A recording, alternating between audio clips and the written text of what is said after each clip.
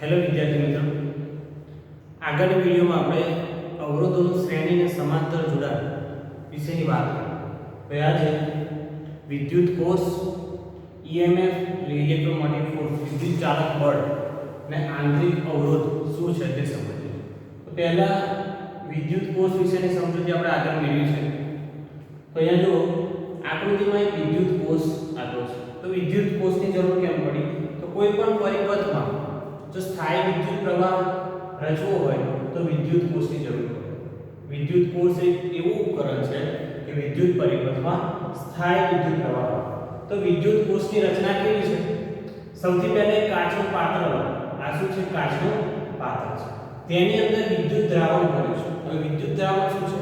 કે વિદ્યુત દ્રાવણની અંદર એક કંડક્ટિંગ મટીરીયલ સોલ્યુશન છે કે જેની અંદર રાસાયણિક પ્રક્રિયા તેને ધન આયન અને ઋણ આયન ઉદ્ભવે છે. બરાબર? એટલે એક વિદ્યુત દ્રાવણ કાચના પાત્રમાં લો, તેની અંદર બે વિદ્યુત ધ્રુવો આવેલા છે. શું છે? બે વિદ્યુત ધ્રુવો અડધા ડૂબાડેલા છે. અસર. બરાબર? અડધા બહાર છે અને અડધા વિદ્યુત દ્રાવણમાં ડૂબાડેલા છે. હવે આ બે વિદ્યુત ધ્રુવોમાંથી એક વિદ્યુત ધ્રુવ છે ધન છે અને બીજો છે ઋણ છે. બરાબર? તો આ એક વિદ્યુત કોષની રચના છે. આ પોર્શન ભૂલી જાઓ. આ એક્સટર્નલ રેઝિસ્ટર એટલે જે અવરોધ જોડે છે તે હમણાં ભૂલી જાઓ. આટલું જુઓ કે આ છે એ વિદ્યુત કોષની રચના છે. શું છે? કાચનું પાત્ર લીધું છે, તેની અંદર વિદ્યુત દ્રાવણ ભર્યું છે અને તેમાં બે વિદ્યુત ધ્રુવો ડૂબાડેલા છે, P અને N. એક વિદ્યુત ધ્રુવ છે તે ધન છે, બીજો છે ઋણ છે. હવે આ વિદ્યુત દ્રાવણમાં ધન આયન અને ઋણ આયન હશે. તો તેનું શું થશે? વિનિમય થશે, એક્સચેન્જ કરશે. આ ધન અને ઋણ આયનો જે વિદ્યુત દ્રાવણમાં છે ત્યાં વિદ્યુત ધ્રુવો જોડે તેમનું એક્સચેન્જ થશે. બરાબર? અને વિદ્યુત સ્થિતિમાનનો તફાવત ઉદ્ભવશે. શું થશે? વિદ્યુત સ્થિતિમાનનો તફાવત. તો જે ધન ધ્રુવ છે P અને વિદ્યુત દ્રાવણ, આ બે વચ્ચેનો વિદ્યુત સ્થિતિમાનનો તફાવત V+ કેટલો? V+. અને કેવો છે બે? પોઝિટિવ.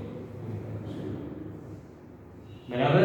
હવે આ ઋણ ધ્રુવ, વિદ્યુત ધ્રુવ અને વિદ્યુત દ્રાવણ વચ્ચેનો વિદ્યુત સ્થિતિમાનનો તફાવત V- અને કેવો છે? નેગેટિવ છે. બરાબર? આ જે વિદ્યુત દ્રાવણમાં ધન આયન અને ઋણ આયનનો ઉદ્ભવ છે તે આ વિદ્યુત ધ્રુવો સાથે એક્સચેન્જ કરશે. તો વિદ્યુત સ્થિતિમાનનો તફાવત ઉદ્ભવશે. તો ધન ધ્રુવ અને વિદ્યુત દ્રાવણ, ધન વિદ્યુત ધ્રુવ અને વિદ્યુત દ્રાવણ વચ્ચેનો સ્થિતિમાનનો તફાવત V+ છે અને ઋણ વિદ્યુત ધ્રુવ અને વિદ્યુત દ્રાવણ વચ્ચેનો વિદ્યુત સ્થિતિમાનનો તફાવત ઋણ V-. બરાબર? એટલે આ વિદ્યુત સ્થિતિમાનનો તફાવત. હવે જ્યારે આ વિદ્યુત કોષથી આપણે વિદ્યુત પ્રવાહ ઉત્પન્ન ના કરતા, પહેલા આ પોર્શન તમે ભૂલી જાઓ કે જ્યારે આ વિદ્યુત કોષથી આપણે કોઈ વિદ્યુત પ્રવાહ ઉત્પન્ન નથી કરતા ત્યારે P અને N વચ્ચેનો વિદ્યુત સ્થિતિમાનનો તફાવત કેટલો મળે? તો જો P અને N એટલે P અને વિદ્યુત દ્રાવણ વચ્ચેનો વિદ્યુત સ્થિતિમાનનો તફાવત ઓછા N અને વિદ્યુત દ્રાવણ વચ્ચેનો વિદ્યુત સ્થિતિમાનનો તફાવત. તો આ શું છે? P અને વિદ્યુત દ્રાવણ વચ્ચેનું વિદ્યુત સ્થિતિમાનનો તફાવત છે, જ્યારે આ N અને વિદ્યુત દ્રાવણ છે. બરાબર? તો આ બેની બાદબાકી લો એટલે V આ P અને વિદ્યુત દ્રાવણ વચ્ચેનો ઓછા N અને વિદ્યુત દ્રાવણ, એ પણ કેવો છે? ઋણ છે. જલ્દી તો ઓછા ઓછા વત્તા થઈ જશે એટલે V + V. આ શું નિશાની બતાવે છે? P અને વિદ્યુત દ્રાવણ વચ્ચેનો વિદ્યુત સ્થિતિમાનનો તફાવત, જ્યારે આ ઋણ મળે છે N અને વિદ્યુત દ્રાવણ વચ્ચેનો વિદ્યુત સ્થિતિમાનનો તફાવત. તો આ શું મળ્યું? P અને N વચ્ચેનો વિદ્યુત સ્થિતિમાનનો તફાવત. પણ ક્યારે? કે જ્યારે આ વિદ્યુત કોષમાંથી આપણે વિદ્યુત પ્રવાહ ઉત્પન્ન કરતા નથી ત્યારે. તો જ્યારે વિદ્યુત સ્થિતિમાનનો તફાવત મળ્યો તેને શું કહેવાય? વિદ્યુત ચાલક બળ. નિશાન E. બરાબર? આ શું મળ્યું? વિદ્યુત ચાલક બળ. EMF ઇંગ્લિશમાં કહેવાય ઇલેક્ટ્રોમેગ્નેટિક ફોર્સ. બરાબર? અને વિદ્યુત ચાલક બળ કહેવાય. જે વિદ્યુત સ્થિતિમાનના તફાવત જેટલું હોય, કેટલું હોય? વિદ્યુત સ્થિતિમાનના તફાવત. એટલે આ વિદ્યુત કોષના વિદ્યુત ચાલક બળની વ્યાખ્યા કેવી રીતે અપાય? કે જ્યારે એકમ ધન વિદ્યુત ભાર અવિદ્યુતીય બળને લીધે કોઈ વિદ્યુતીય બળ પ્રેઝન્ટ ના હોય એટલે અવિદ્યુતીય બળને લીધે ઋણ ધ્રુવ પરથી ધન ધ્રુવ પર પહોંચે ત્યારે તે વિદ્યુત બારે મેળવેલી ઊર્જાને શું કહેવાય વિદ્યુત ચાલક બળ એટલે EMF કહે છે અને તેની નિશાન શું છે બરાબર તો આ જ્યારે આપણે વિદ્યુત પ્રવાહ ગોઠવો નથી કરતા ત્યારે તો ધારો કે આ બે વિદ્યુત ધ્રુવો છે એ બંનેની વચ્ચે એક આપણે અવરોધ જોડીએ શું કરીશું એક અવરોધ જોડીશું એક અવરોધક જોડ્યો એનું મૂલ્ય છે અને અવરોધનું મૂલ્ય છે આ જોડીશું એટલે આ પોઈન્ટ C લઈએ અને D લઈએ તો વિદ્યુત પ્રવાહ કઈ બાજુ હશે હવે જેટલા ધન ધ્રુવો છે બધા ધન વિદ્યુત ભારો છે આની ઉપર જમા થશે બરાબર આ ધન ધ્રુવ છે વિદ્યુત ધ્રુવ બરાબર ઋણ ધ્રુવ હવે ઋણ વિદ્યુત ભારો આ વિદ્યુત ધ્રુવ પર જમા થશે હવે વિદ્યુત પ્રવાહ કઈ બાજુ હશે સીધી એટલે આ તે વિદ્યુત પ્રવાહની દિશા કે જે r માંથી વહે છે r માંથી વહેતા વિદ્યુત પ્રવાહની દિશા કઈ જશે સીધી તો અહીંયાથી વિદ્યુત પ્રવાહ વહીને જ્યારે આ વિદ્યુત ધ્રુવ પર આવશે કયા n ત્યારે અહીંયાથી ક્યાં જશે એટલે વિદ્યુત દ્રાવણમાં વિદ્યુત પ્રવાહની દિશા કઈ થઈ ઋણ વિદ્યુત ધ્રુવથી ધન વિદ્યુત ધ્રુવ જ્યારે બહારની સાઈડ ધન વિદ્યુત ધ્રુવથી ઋણ વિદ્યુત એટલે અહીંયા યાદ રાખજો કે વિદ્યુત દ્રાવણની અંદર વિદ્યુત પ્રવાહ ઋણ ધ્રુવથી ધન ધ્રુવ અને એની બહારની સાઈડ ધન ધ્રુવથી ઋણ ધ્રુવ બરાબર તો વિદ્યુત પ્રવાહ કેવી રીતના વહે છે બહારની સાઈડ જે અવરોધમાંથી પસાર થાય છે તે C થી D એટલે આ બાજુ ધન ધ્રુવથી ઋણ ધ્રુવ પણ વિદ્યુત દ્રાવણમાં ઋણ ધ્રુવથી ધન ધ્રુવમાં હવે ઓહમના નિયમ પરથી આપણને ખબર છે કે V બરાબર I R બરાબર જ્યાં V શું છે કે P અને N વચ્ચેનો વિદ્યુત સ્થિતિમાનનો તફાવત પણ ધારો કે આ જે વિદ્યુત દ્રાવણ છે તેનો આંતરિક અવરોધ R છે એક પરિમિત અવરોધ છે એની વેલ્યુ શું છે સ્મોલ તો તેને આ વિદ્યુત દ્રાવણનો આંતરિક અવરોધ કહેવાય આ વિદ્યુત દ્રાવણ જોડે કંઈક અવરોધ હશે ને જ્યારે વિદ્યુત પ્રવાહ એમાંથી પસાર થશે તેનો અપોઝ કરશે વિરોધ કરશે તો તેને આપણે અવરોધ કહીએ છીએ તો એ અવરોધ છે સ્મોલ r છે તો તેને શું કહેવાય વિદ્યુત દ્રાવણનો આંતરિક અવરોધ હવે ઓહમના નિયમ પરથી આપણે ભણી ગયા V IR જ્યાં I શું છે કે r માંથી પસાર થતો વિદ્યુત પ્રવાહ r છે આ જોડેલો અવરોધ પણ આ જે V છે શું છે જે P અને N વચ્ચેનો ટોટલ કુલ વિદ્યુત સ્થિતિમાનનો તફાવત બરાબર તો કુલ વિદ્યુત સ્થિતિમાનનો તફાવત કયો મળશે P અને વિદ્યુત દ્રાવણ વચ્ચેનો આ A પોઈન્ટ છે D એટલે વિદ્યુત દ્રાવણની અંદર રહેલો કારણ કે એમાંથી પણ પ્રવાહ પસાર થવાનો અને એનો પણ કોઈ આંતરિક અવરોધ છે એટલે P અને A વચ્ચે એટલે P A D વચ્ચેનો વિદ્યુત સ્થિતિમાનનો તફાવત વત્તા A અને D એટલે વિદ્યુત દ્રાવણની અંદરનો કારણ કે એમાંથી પણ વિદ્યુત પ્રવાહ પસાર થશે એનો વિદ્યુત સ્થિતિમાનનો તફાવત અને N એટલે ઋણ વિદ્યુત ધ્રુવ અને વિદ્યુત દ્રાવણ વચ્ચેનો વિદ્યુત સ્થિતિમાન આ ત્રણેયનો તમે સરવાળો કરો તો તમને P અને N વચ્ચેનો ટોટલ એટલે કુલ વિદ્યુત સ્થિતિમાનનો તફાવત મળે જે અહીંયા છે ઓહમના નિયમ હવે ધન વિદ્યુત ધ્રુવ અને વિદ્યુત દ્રાવણ વચ્ચેનો આપણે વિદ્યુત સ્થિતિમાનનો તફાવત આગળ જોયો કેવો છે V+ તો આ શું છે પેલો V+ પ્લસ હવે જો A અને B એટલે વિદ્યુત દ્રાવણ અંદર છે વિદ્યુત દ્રાવણની અંદર તો તેમાંથી પસાર થતો વિદ્યુત પ્રવાહ કેટલો છે I અને તેનો અવરોધ કેટલો છે એનું મૂલ્ય કંઈક ચોક્કસ છે પરિમિત અવરોધ આપણે અહીંયા જોયું બરાબર કે વિદ્યુત દ્રાવણનો પરિમિત અવરોધ R છે જેને વિદ્યુત દ્રાવણનો આંતરિક અવરોધ કહે છે એટલે I વાળા પરથી ઓહમના નિયમ પરથી V IR મળી જાય પણ આની વેલ્યુ ઋણ મળે છે કેમ કે વિદ્યુત દ્રાવણની અંદર વિદ્યુત પ્રવાહની દિશા ઋણ ધ્રુવથી ધન ધ્રુવ તરફ છે જ્યારે બહારની સાઈડ ધનથી ઋણ છે એટલે આનું મૂલ્ય કેવું મળ્યું -I હવે N અને B એટલે ઋણ વિદ્યુત ધ્રુવ અને દ્રાવણ વચ્ચેનો વિદ્યુત સ્થિતિમાનનો તફાવત પણ જોયો V- તો ત્રણેયનો સરવાળો કરો એ તમને P અને N વચ્ચેનો કુલ વિદ્યુત સ્થિતિમાનનો તફાવત આપશે બરાબર હવે આપણે બે કિસ્સા લઈએ કે જ્યારે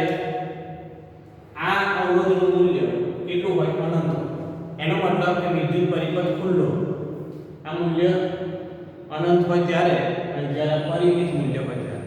એની પહેલા એક વખત રિવિઝન જોઈ લો કે વિદ્યુત કોષની રચના કેવી છે. એક કાચના પાત્રમાં વિદ્યુત દ્રાવણ કરવામાં આવે છે. વિદ્યુત દ્રાવણ શું છે કે જેની અંદર કોઈ રાસાયણિક પ્રક્રિયા થઈને ધન ધ્રુવ અને ઋણ ધ્રુવ ઉત્પન્ન થાય છે. તેની અંદર આપણે બે વિદ્યુત ધ્રુવો ડૂબાડેલા છે, જેમાંથી એક ધન વિદ્યુત ધ્રુવ છે અને બીજો ઋણ વિદ્યુત. બરાબર. તો આ એની વિદ્યુત કોષની રચના છે.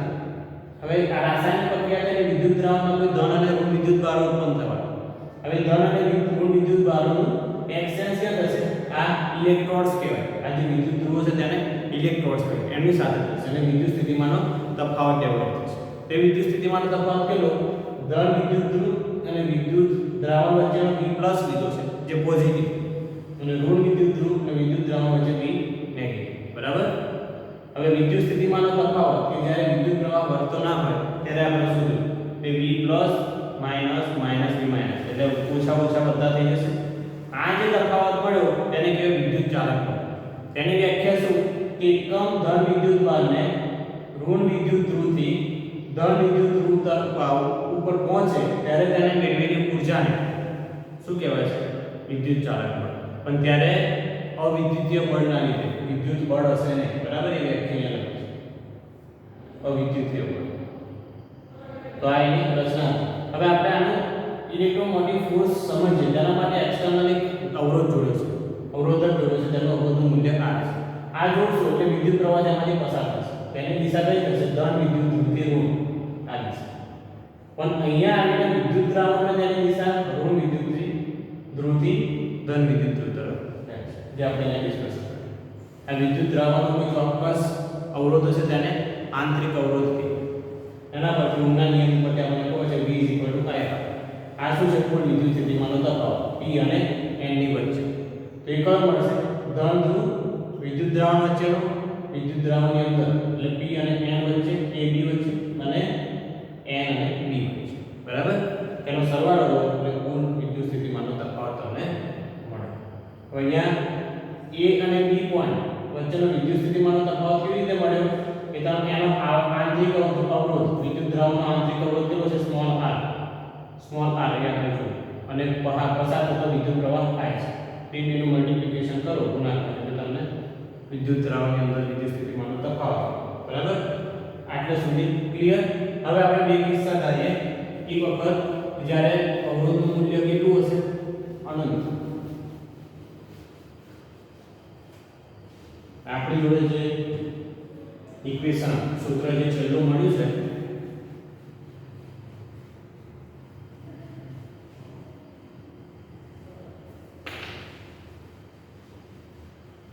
છેલ્લું સૂત્ર આપણને કયું મળ્યું?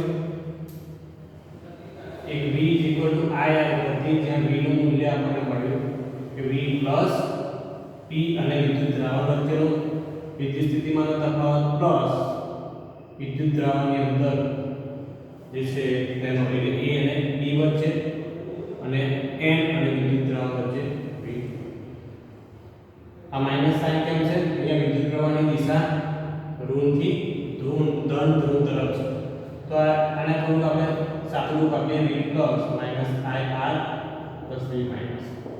આ બંનેને ભેગા કરીએ એટલે V+ + V- IR. અહીંયા આપણે જોયું આ શું મળ્યું? P અને N વચ્ચેનો વિદ્યુત સ્થિતિમાનનો તફાવત. અને જ્યારે એક્સટર્નલ સર્કિટ એટલે આ પરિપથ નહોતું જોયું અવરોધ, ત્યારે આ બે સરવાળો કેટલો મળે? વિદ્યુત ચાલક બળ છે. તેનું મૂલ્ય આપણે આગળ જોયું I. બરાબર. હવે જે એક્સટર્નલ અવરોધ છે તેનું મૂલ્ય જો ઇન્ફાઇનાઇટ એટલે અનંત હોય, કેવું હોય? અનંત. તો ઓહ્મના નિયમ પરથી આપણે V = IR ભણ્યા, તો I = V/R. તો કોઈ પણના છેદમાં ઇન્ફિનિટ એટલે અનંત હોય તો તેનું મૂલ્ય કેટલું મળે? 0. એટલે વિદ્યુત પ્રવાહનું મૂલ્ય કેવું મળે? 0. ક્યારે? કે અવરોધ જે છે તે અનંત હોય. ત્યાં R = 0 મૂકી દો એટલે શું મળે? V = એટલે વિદ્યુત ચાલક બળ EMF બરાબર P અને N વચ્ચેનો વિદ્યુત સ્થિતિમાનનો તફાવત. બરાબર. ક્યારે? જ્યારે અવરોધનું મૂલ્ય કેવું હોય?